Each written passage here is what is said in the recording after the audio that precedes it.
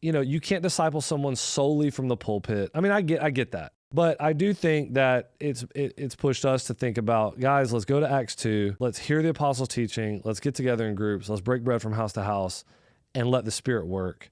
And so, yeah, we've kind of gone to gather groups, give, go, but just the idea of discipleship being word taught, life caught. The primary lever for that is preaching. And we say, preaching is going to be the most evangelistic and discipleship-oriented hour of the whole week. And so we know that. You're teaching people God's word. Doesn't mean they don't need to be in the lab. It doesn't mean they don't need mission trips. It doesn't mean they don't need one-on-one, things. But preaching is a huge component of the discipleship model. We're not going to demonize that or say it's not. I think we believe that like discipleship and teaching and the church in general, it's all meant to be scaled, and there's nothing wrong with that, because like kind of in the anti-church growth movement, it's like as soon as you move beyond one-on-one or 1 to 3, there starts being this real negative kind of assumption that something is wrong, and we just don't see it that way, I mean, you think about like the Bible, the very fact of writing the Bible is like the most scaled thing that you could do to get Christianity out, right?